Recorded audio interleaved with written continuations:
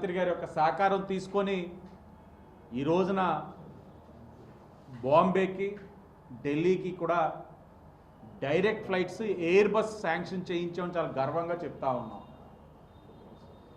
ఈ 5 సంవత్సరాల్లో మీరు ఏదైనా ఎలాంటి చేయించగలిగారా? కబుర్లు చెప్పడం తప్ప ఇలాగా ప్రజలకి కానీ వ్యాపారవేత్తలు కానీ ఉపయోగపడే కార్యక్రమం మీరు ఏమైనా చేయగలిగారా? వైసీపీ వాళ్ళని ఒకటే అడుగుతా ఉన్నాం. ఈరోజు మేము చేసి చూపించాం. ఈ 2 ఫ్లైట్లు కూడా డిసెంబర్లోనే అఫీషియల్గా లాంచ్ కూడా చేసుకోబోతా ఉన్నాం. ఒకటే ఆలోచనతో వెళ్తా ఉన్నాం. ఉన్న అన్ని అవకాశాలను కూడా సద్వినియోగపరుచుకుంటూ ఒక ఏవియేషన్ పరంగా కూడా ఈ యొక్క ఎయిర్పోర్ట్ని ఇంకా అభివృద్ధి ఏ విధంగా చేయాలనే దాని మీద ఆలోచిస్తూ అవకాశాలు ఉన్న మేరకు ఫ్లైట్ కనెక్టివిటీస్ అన్నీ కూడా తీసుకెళ్లే కార్యక్రమం కూడా చేస్తూ ఉన్నాం. ఐటీ విద్యాశాఖ మంత్రి నారా లోకేష్ గారు యువ నాయకులు నాలాంటి యువ ఎమ్మెల్యేకి ఎంతోమందికి ఆదర్శంగా నిలబడే విధంగా ఆయన వ్యవహారం ఉంటా ఉంది. పండగలు పబ్బాలు అన్నీ పక్కన పెట్టేసి అమెరికాలోని ప్రతి కంపెనీని గుమ్మం ఎక్కి దిగి 5 సంవత్సరాలు వైఎస్ఆర్సీపీ వేధింపులతోటి ఈ రాష్ట్రం నుంచి బయటికి పోయిన కంపెనీస్ అన్నింటినీ కూడా అభ్యర్థిస్తూ అట్మాస్ఫియర్ మారింది, ఆంధ్రప్రదేశ్ రాష్ట్రానికి రండి, పెట్టుబడులు పెట్టండి అని చెప్పి ఆయన మొన్న అమెరికా విజిట్లో చేసిన కార్యక్రమం నాలాంటి యువ నాయకులకి ఎంతోమందికి ఆదర్శంగా నిలబడ్డారు. ఈరోజు ఆయన్ని స్ఫూర్తిగా తీసుకునే నాలాంటి వాళ్ళు వాళ్ళ యొక్క నియోజకవర్గాల్ని అభివృద్ధి చేయడానికి అన్ని విధాలుగా కూడా కృషి చేస్తూ ఉన్నారు. ఉత్తరాంధ్రకి ఏదైతే విజయనగరం చాలా వ్యాపార దిగ్గజం మెటల్ గ్రూప్ 1,40,000 కోట్లు పెట్టుబడి పెట్టడంతో పాటు సుమారు 70,000 మందికి ఉద్యోగ అవకాశాలు కల్పించడానికి కూడా వాళ్ళు ముందుకు వచ్చారు. ఇది ఒక శుభ పరిణామం. ఉత్తరాంధ్ర ఒక రూపురేఖలు మారుతూ ఉన్నాయి. కేవలం లోకేష్ గారి యొక్క ప్రోత్సాహంతో ఈ కార్యక్రమం మనం చేయగలిగామన్న విషయం కూడా రాష్ట్ర ప్రజలు గమనించాలి.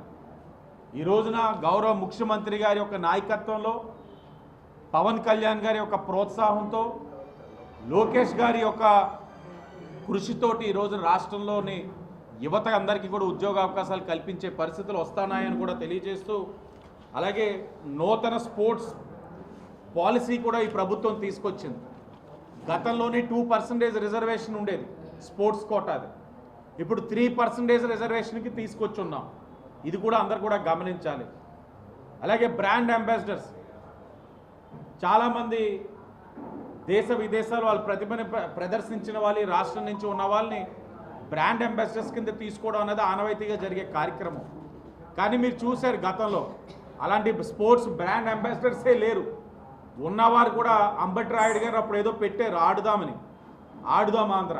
అతను కూడా పెట్టిన ఒకవేళ స్థాయి నుంచి ఈ పోటీతత్వం పెంచడానికి క్రీడాకారులు అందరికీ కూడా ప్రోత్సాహం ఇవ్వడానికి మైదానాలు కట్టడంతో పాటు అనేకమైన కార్యక్రమాలు ఇవన్నీ కూడా న్యూ స్పోర్ట్స్ పాలసీలోని ప్రభుత్వం నిర్ణయాలు తీసుకున్నారు. దాంట్లో భాగంగా మనం మంచి మంచి ఏరియాస్ని స్పోర్ట్స్ కాంప్లెక్సెస్ కింద నిర్ణయించుకోవడంతో పాటు ఇక్కడ శాసనసభ్యుడిగా మీకు కూడా ఎన్నికల ముందు హామీ ఇచ్చున్నాం. ఏదైతే ఇది ఒక స్పోర్ట్స్ హబ్ కింద చేస్తామన్నాం దానికి అనుగుణంగానే ఏదైతే విఎల్పురం లారీ స్టాండ్లో మల్టీపర్పస్ ఇండోర్ స్పోర్ట్స్ కాంప్లెక్స్ కూడా టెండర్ అవుతూ ఉంది. అతి దగ్గరలో దాన్ని కూడా శ్రీకారం చుట్టబోతా ఉన్నాం. ఎన్నికలు ఇచ్చిన ప్రతి హామీని నెరవేర్చే బాధ్యత తీసుకున్నాం. నగరంలో ఉన్న శాంతి భద్రతలు పరిరక్షించడానికి మీ భద్రత మా బాధ్యత అనే ఒక కార్యక్రమం తీసుకున్నాం. టూరిజం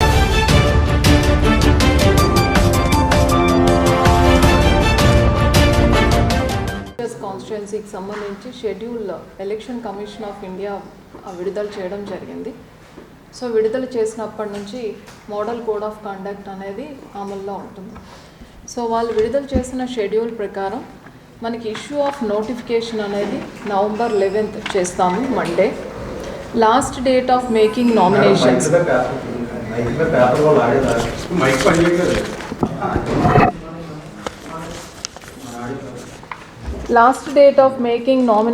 అనేది 18/11/2024 అంటే November 18 వరకు ఉంటుంది. స్క్రూటినీ ఆఫ్ నామినేషన్స్ అనేది మనం 19th చేస్తాం, November 19. Last day of withdrawal of candidates అనేది 21/11 వరకు ఉంది. Date of poll 5th 12th December 5th జరుగుతుంది. ఆ పోల్ అనేది 8 to 4 PM ఉంటుంది polling time. Counting of votes 9th December 9th జరుగుతుంది. Date before which elections will be కంప్లీట్గా మనం డిసెంబర్ 12th కల్లా ఎలక్షన్స్ అనేది కంప్లీట్ చేసుకుంటాం. అయితే ఈ రోజు నుంచి నిన్నటి ఈవినింగ్ నుంచి డిసెంబర్ 12th వరకు మనం రిజల్ట్స్ డిక్లేర్ చేసినంత వరకు కోడ్ ఆఫ్ కాండక్ట్ అనేది అమల్లో ఉంటుంది. ఈ మోడల్ కోడ్ ఆఫ్ కాండక్ట్కి వచ్చేటప్పుడు జనరల్ ఎలక్షన్స్లో మనం ఎలా అయితే చేసామో అలానే మోడల్ కోడ్ ఆఫ్ కాండక్ట్ మనం ఫాలో అవుతూ ఉంటాం. Officials and public representatives together visit చేయడము, పార్టిసిపేట్ చేయడము అనేది ఉండదు. అలానే అఫీషియల్ విజిట్ని అలానే పోల్ క్యాంపైన్ని రెండు మిక్స్ చేయకుండా ఉండాలి.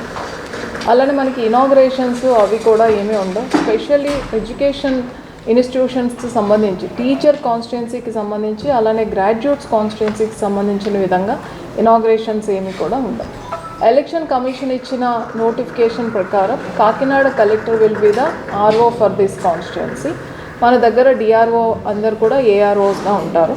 సో ఏదైతే మన నోటిఫికేషన్ నుంచి ఎలక్షన్స్ కంప్లీట్ అయిన వరకు మనకి మోడల్ కోడ్ ఆఫ్ కాండక్ట్ ఉందో దానికి ఆల్ డిపార్ట్మెంట్స్ అందరు కూడా ఫాలో అవ్వాల్సి వస్తుంది, ఇంక్లూడింగ్ పోలీస్ డిపార్ట్మెంట్. కొన్ని ప్రివిలేజెస్ కూడా విత్డ్రా కూడా చేసుకోవడం ఉంటుంది. సో ఈ model code of conduct violations అవన్నీ కూడా as per the peoples representative act ప్రకారం మనం చర్యలు కూడా తీసుకోవడం అనేది జరుగుతుంది.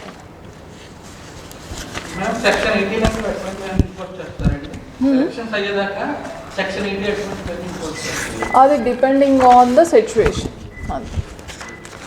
సో మోడల్ కోడ్ అనేది ముఖ్యంగా ఆఫీసర్స్కి వర్తిస్తుంది, పొలిటికల్ పార్టీస్కి వర్తిస్తుంది. సో మేము ఏవైతే చేయకూడదు ఉంటాయి డోంట్స్, అది officers are not expected to do. Politicians వరకు వచ్చేటప్పుడు వాళ్ళ పొలిటికల్ విజిట్స్ని అఫీషియల్ విజిట్స్గా చేయకూడదు. కొత్తగా స్కీమ్స్ కానీ అనౌన్స్ చేయకూడదు, ఫ్లేక్స్ ఇనాగ్రేట్ చేయకూడదు. అఫీషియల్స్ అండ్ పొలిటీషియన్స్ కలిసి పబ్లిక్ మీటింగ్స్ అడ్రస్ చేయకూడదు. అలానే ఎనీ వర్గానికి కానీ లేకపోతే ఒక సెక్ట్ని కానీ ఉద్దేశిస్తూ మాట్లాడకూడదు. పొలిటికల్లీ సెన్సిటివ్ వర్డ్స్ యూజ్ చేయకూడదు. ఇవన్నీ మీరు చెప్తారు.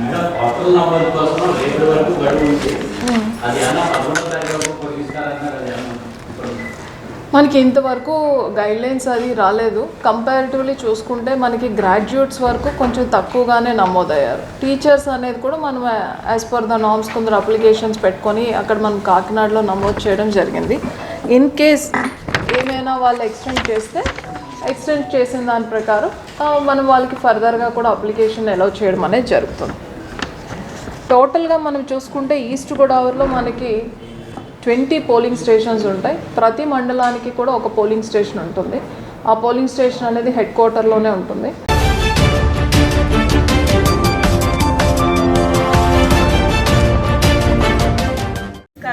హానబుల్ సుప్రీంకోర్టు వారు పాస్ చేసిన జడ్జిమెంట్ ప్రకారం హానబుల్ హైకోర్టు వారు chief justice of Andhra Pradesh high court వారు కొన్ని డైరెక్షన్స్ ఇవ్వడం జరిగింది. దానిలో భాగంగానే ప్రతి వాహనదారుడు ఎవరైతే 2-వీలర్ని రైడ్ చేస్తారో వాళ్ళు కంపల్సరీగా హెల్మెట్ని వేర్ చేయాల్సి ఉంటుంది. అలా లేకపోవడం కారణంగా ప్రమాదాలని కొంచెం తీవ్రతరం అయ్యే విధంగా వాళ్ళకి ఎక్కువ దెబ్బలు తగిలే విధంగా ఉంటుందని చెప్పి అలాంటి డైరెక్షన్స్ ఇవ్వడం జరిగింది. ఇదంతా కూడాను మన పబ్లిక్ సొసైటీ ఎవరైతే 2-వీలర్స్ డ్రైవ్ చేస్తున్నారో వాళ్ళ సేఫ్టీ గురించి ఇవ్వడం జరిగింది. దానిలో భాగంగానే మేము మొదటగా ఒక ర్యాలీ నిర్వహించడం జరిగింది. గత నెలలో ర్యాలీ నిర్వహించిన తర్వాత కార్పొరేట్ సోషల్ రెస్పాన్సిబిలిటీ కింద మేము ప్రతి ఒక్క బ్యాంక్ వాళ్ళని అలాగే Horlicks factory, AP paper mill వాళ్ళని వీళ్ళందరినీ కూడా రిక్వెస్ట్ చేసి ఏమైనా వాళ్ళు ప్రొటెక్టివ్ గేర్ హెల్మెట్స్ అనేది మేము డిస్ట్రిబ్యూట్ చేయడానికి ఎవరికంటే గవర్నమెంట్ కాలేజ్ స్టూడెంట్స్ కానీ పూర్ స్టూడెంట్స్ అలాగే మాకు పారాలీగల్ వాలంటీర్స్ వర్క్స్ చేసే వాళ్ళకి కానీ జూనియర్ అడ్వకేట్స్ కానీ నెక్స్ట్ అడ్వకేట్ క్లర్క్స్కి ఇంకెవరైతే నీడీ పీపుల్ ఉంటారో హెల్మెట్స్ కొంచెం కొనుక్కోలేని స్థితిలో వాళ్ళు పాత హెల్మెట్స్ యూస్ చేసేవి సరైనవి సరికాకుండా లేనివి యూస్ చేసే వాళ్ళందరినీ ఐడెంటిఫై చేసి లిస్ట్ తయారు చేసుకోవడం జరిగింది. దానిలో భాగంగానే గత 15 రోజుల కిందట ఒక 148 హెల్మెట్స్ని గవర్నమెంట్ కాలేజ్ స్టూడెంట్స్కి అడ్వకేట్ క్లర్క్స్కి సప్లై చేయడం అయింది. అలాగే ఇప్పుడు మళ్ళా స్టేట్ బ్యాంక్ వారు, bank of Baroda and Canara bank వారు కూడా లేడీస్కి జెంట్స్కి ఈ ప్రొటెక్టివ్ గేర్ హెల్మెట్స్ ఒక 250 వరకు మాకు సప్లై చేశారు. దానిలో భాగంగానే ఈరోజు గవర్నమెంట్ కాలేజ్ గర్ల్స్కి బాయ్స్కి ప్లస్ జూనియర్ అడ్వకేట్స్కి కూడా ఈ హెల్మెట్స్ని డిస్ట్రిబ్యూట్ చేస్తున్నాము. ఈ మా యొక్క రిక్వెస్ట్ అంటే డిస్ట్రిక్ట్ లీగల్ సర్వీసెస్ అథారిటీ తరఫున మా రిక్వెస్ట్ ఏంటంటే ప్రతి ఒక్కరు ఎవరైతే 2-వీలర్ రైడ్ చేస్తున్నారో వాళ్ళు కంపల్సరీగా హెల్మెట్ వాడండి. హెల్మెట్ వాడడం అనేది 2 రకాలుగా ఉపయోగకరం. మీకు సేఫ్టీ ఉంటుంది, 2 ఏదైనా అంటువర్డ్ ఇన్సిడెంట్ జరిగితే కనుక మీరు హెల్మెట్ వాడలేదు అనే డిఫెన్స్ అదర్ సైడ్ వాళ్ళు తీసుకోవడానికి వీలు కూడా లేకుండా ఉంటుంది. మాకు ఈ అవకాశం ఇచ్చి మేము ఇలా హెల్మెట్స్ డిస్ట్రిబ్యూట్ చేసే విధంగా మాకు గైడ్ చేసినందుకు హానరబుల్ హైకోర్టు వారికి, సుప్రీంకోర్టు వారికి కూడా థ్యాంక్ యూ వెరీ మచ్.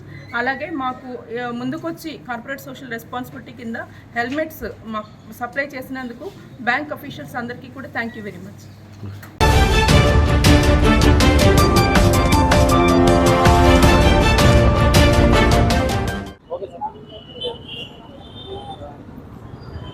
పట్టభద్రుల ఓటర్ నమోదు కార్యక్రమం గత 5 రోజుల నుంచి నందం గణరాజు సెంటర్లో రాజమండ్రి సిటీ జనసేన పార్టీ తరఫున నిర్వహించడం జరిగింది. దీనికి భారీ ఎత్తున ఎవరైతే పట్టభద్రులు ఉన్నారో రాజమండ్రి సిటీ, అంతేకాకుండా చుట్టుపక్కల ఉన్న ఉమ్మడి గోదావరి జిల్లాలకు సంబంధించిన పట్టభద్రులు అందరూ కూడా రావడం, ప్రతి ఒక్కరు కూడా భారీ ఎత్తున ఈ ఓటర్ నమోదు చేసుకోవడం నిజంగా వాళ్ళందరికీ కూడా, అందులోనూ ఈ కార్యక్రమానికి ముఖ్యంగా మా యువనేత బైప్రెడ్ సూర్యాని జనసేన పార్టీ రాజమండ్రి సిటీ తరఫున అభినందిస్తున్నాం. అంతేకాకుండా ఈ కార్యక్రమంలో పాల్గొన్న మా జనసేన ముఖ్య నాయకులందరికీ కూడా మనస్ఫూర్తిగా అభినందనలు తెలియజేస్తున్నాం. ఎందువల్లంటే జనసేన పార్టీ అంటే ఒక సిద్ధాంతాలు నమ్ముకున్న పార్టీ. మేము మాట ఇచ్చామంటే, మా నాయకుడు మాట ఇచ్చాడంటే మేము తోచా తప్పకుండా పాటిస్తాం. అందులోనూ రాజమండ్రి సిటీలో ఇంత భారీగా వచ్చి నమోదు చేసుకోవడం నిజంగా మాకే ఆనందం కలిగిస్తుంది. ఓ రోజు స్థానిక ఎమ్మెల్యే ఆదిరెడ్డి వాసు గారు రావడం, టీడీపీ నాయకులు సీనియర్ నాయకులు గన్నికృష్ణ గారు రావడం, వీళ్ళందరూ కూడా వచ్చి మా నాయకులను ప్రోత్సహించడం కూడా వాళ్ళందరికీ కూడా మా హృదయపూర్వక కృతజ్ఞతలు తెలియజేస్తున్నాం. జరగబోయే ఎన్నికల్లో మీరందరూ వచ్చి పాల్గొని మీరొక్కసారి మా కూటమిని మనస్ఫూర్తిగా మీరు గెలిపిస్తారని మేము ఆశిస్తున్నాం. మీ అందరికీ సర్వదా రుణపడి ఉంటాం. Rajahmundry city Janasena party. Thank you. ఇంచుమించు మేమే 4000 నుంచి 5000 వరకు మేమే సబ్మిట్ చేయడం జరిగింది. రోజు రోజుకి ఇంకా 3 అవర్స్ టైం ఉంది. ఈ 3 అవర్స్లో కూడా భారీ ఎత్తున వచ్చి చేయడం జరుగుతుంది. చూసారు, ఇప్పటికే చాలామంది సుమారు 1000 మంది నిన్న బయటకు పట్టుకెళ్ళారు అప్లికేషన్లు. ఈరోజు తీసుకొస్తామని అవి కూడా కలెక్ట్ చేసుకుంటాం. ఎమ్మెల్సీ గారిని అత్యధిక మెజారిటీ తోటి అన్ని నియోజకవర్గాల్లో కల్లా రాజమండ్రి సిటీలో భారీ ఎత్తున మెజారిటీ ఇస్తామని చెప్పాం రాజశేఖర్ గారికి. అదేవిధంగా మేము ఆ మాట నిలబెట్టుకోవడానికి ప్రయత్నం చేస్తామని మరొక్కసారి పత్రిక ముఖంగా తెలియజేస్తున్నాం. Thank you.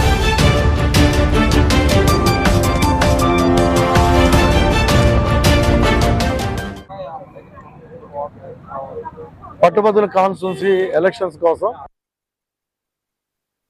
పవన్ కళ్యాణ్ గారు ఇచ్చిన ఆదేశాల మేరకు రాజమండ్రి సిటీ అధ్యక్షులు వై శ్రీనివాస్ గారు, జిల్లా సెక్రటరీ అయినటువంటి జామ్ సత్యనారాయణ గారు, భాషా గారు, రాజమండ్రికి సంబంధించి అందరూ కలిసి అవగాహన కల్పించి గోదావరి జిల్లా ఓటర్ నమోదు చేసే కార్యక్రమంలో రాజమండ్రిలో 5 ప్రాంతాల్లో పెట్టాం.